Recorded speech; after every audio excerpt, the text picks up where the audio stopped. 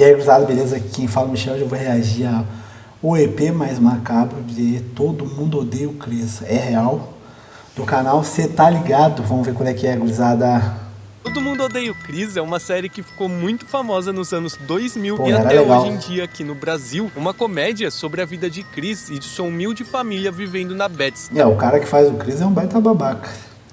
O resto ali a gente ama. Aí, o subúrbio de Brooklyn, em Nova York. A série, que não teve muito sucesso lá fora, no Brasil, cara, ela estourou, principalmente pelo fato da identificação com os temas abordados na série. Eu, por exemplo, lembro de maratonar assistindo pela TV quando criança. Eu via só na Record. Tinha um Era episódio muito que era bom, mais mano. estranho que os outros. Eu tô falando do episódio em que a Rochelle começa a desconfiar do novo inquilino ser um criminoso. Só que o que parece uma piada na série, na verdade, pode ter acontecido de verdade. Hoje, a gente vai explicar como o episódio mais macabro de Todo Mundo Odeia o Chris é real. Bom, seja bem-vindo ao Cê Tá Ligado e bora pro vídeo. Bora pro vídeo, gurizada. Esse canal é top.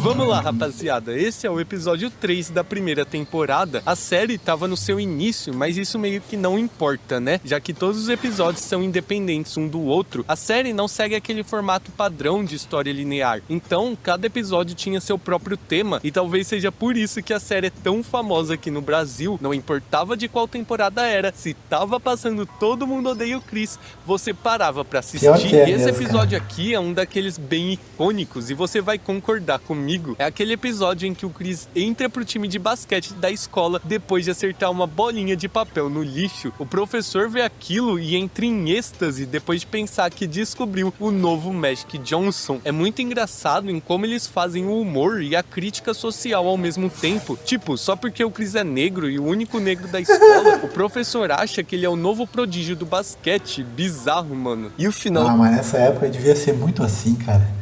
Pior que é, mano. Devia ser muito assim, cara.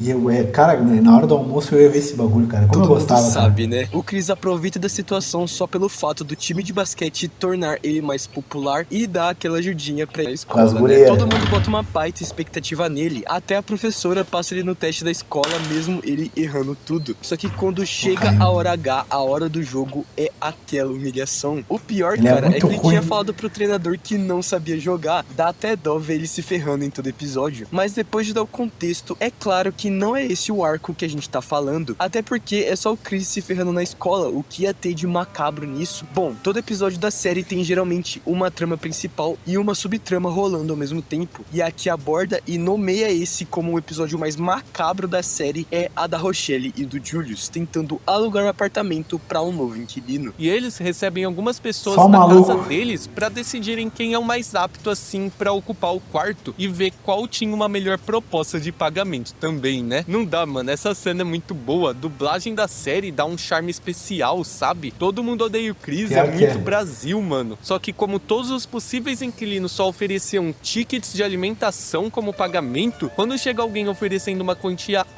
alta em dinheiro pelo quarto, um adiantamento de 6 meses money, os caras querem grana. Do jeito que ele é, já aceita logo de cara e coloca o misterioso Sr. Tate pra morar lá. E desde aí, cara, a gente percebe que ele é um homem muito estranho. A atuação dele é muito boa, ele realmente faz aquele cara que parece esconder algo por trás. Quando ele chega na Rochelle pra pedir fita adesiva e depois uma linha de pesca de 5 quilos, é muito bizarro, mano. Aquele olhar dele que não pisca, vidrado, olhando pra ela, e depois Rochelle falando que ele não é da Filadélfia. Rochelle apavorada. Não é da Filadélfia. Tudo isso é muito icônico. E aí começam os barulhos de madrugada, e tudo que era só uma percepção estranha da Rochelle vira uma desconfiança real, já que tipo de pessoa que fica... Parece, sabe, vira o Jeff Dahmer.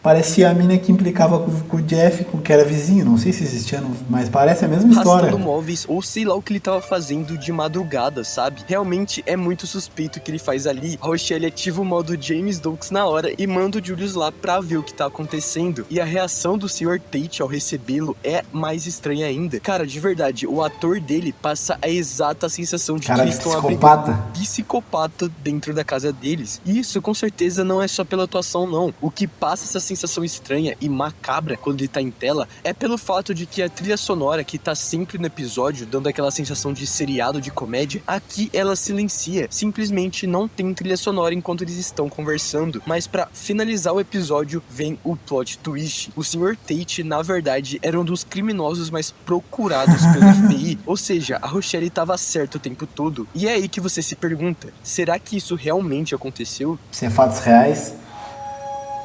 É porque a história do Chris tem partes que é reais, né? Apesar de Todo Mundo Odeia o Chris ser baseada nas vivências do comediante Chris Rock quando criança, ou seja, tudo ali é meio que um retrato caricato do que ele viveu, essa história é caracterizada como totalmente ficcional, ou seja, o Sr. Tate não existia na verdade, ou talvez não na vida do Chris. E é aqui que surge a inspiração real por trás dessa figura misteriosa. Muita gente não sabe, mas aquele jeitão calado, nervoso e perturbador do personagem lembra muito Samuel Little, um dos serial killers mais famosos da história dos Estados Unidos. Diferente dos psicopatas que a gente está acostumado a ver em filmes, Little era discreto, se misturava com a sociedade e justamente por parecer comum demais, ficou décadas sem ser pego. O cara foi até preso diversas vezes por outros crimes pequenos, mas ele sempre era solto, ninguém ligava os pontos. Little sempre reaparecia, ficava rodando pelas ruas, sabe? E a vibe e a aparência desse assassino é muito parecida com a do Sr. Tate, entrando na casa da família do Chris, calmão, com aquele olhar vazio. E foi esse um dos motivos que tornou Samuel Little tão difícil de se identificar na vida real. Ele era o assassino que ninguém desconfiava, até já ser tarde demais. Samuel Little cometeu grande parte dos seus crimes durante a década de 70 até o começo dos anos 2000. E no fim, ele confessou ter tirado a vida de mais de 90 mulheres, com o FBI confirmando pelo menos 60 casos. Pra você ter noção, em questão de vítimas, ele é considerado o maior serial killer de toda a história dos Estados Unidos. E o que deixa tudo ainda mais perturbador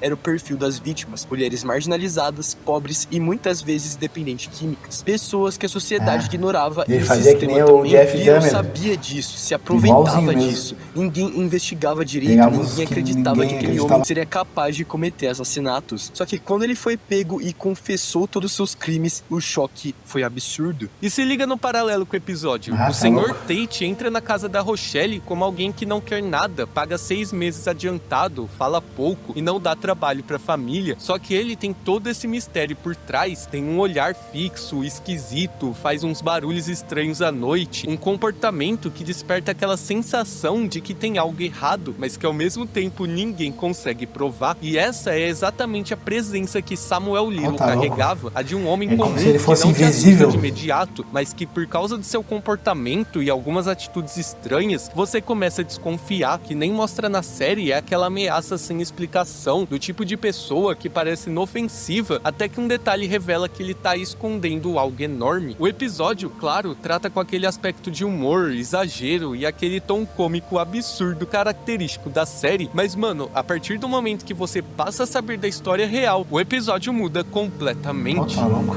Pô, pesadão, gurizada. Porra, que isso, mano. Bagulho pesado. Mas esse foi o vídeo de hoje, a gente espera que você tenha gostado. Gostei e se muito, curtiu gurizada. a nossa análise, não se esqueça de se inscrever se não for inscrito, compartilhar o vídeo e hypar também. Exatamente, Ricardo. E comenta aí embaixo se você também achava esse episódio macabro assim como a gente. Mas então é isso, a gente vai ficando por aqui. Muito obrigado a você por ter assistido até agora. Muito obrigado a vocês, gurizada. Falou, galera. Pode crer. Ah, cara, mas eu vou te dizer que não, eu não pensava que era fatos reais. Eu pensava, e nem sabia que do Chris Rock era, eu sei que sabia que era o Chris Rock, era a vida dele, mas pensei que era tudo balaca. Mas se existiu esse cara aí que vocês botaram aí, existiu, claro, né? Porra, mano, 90 mulheres, mano. Ele fazia que nem o Jeff Dahmer, pegava as pessoas que ninguém dava bola e pá, tá louco, mano. Que cara horrível, mano. Putz, grilo, gurizada. Como é que existe, cara? O cara fica assim, quanto tempo pessoa ruim, cara, assim, mano? Tá louco, mano. É foda, mano. É por isso que eu preferia que tivesse a... Pum! Chegava, fizesse isso daí, então tchau pra ti. Bah, olha, é russo falar isso aí, mano, mas... Verdade que é, mano. Tá louco. Gurizada, um vídeo top desses guris aí, mano. Se inscreve no canal dele, você tá ligado, gurizada? Maravilhoso esse canal dos guris, mano. Segue, gurizada. Até a próxima. Falou e fui.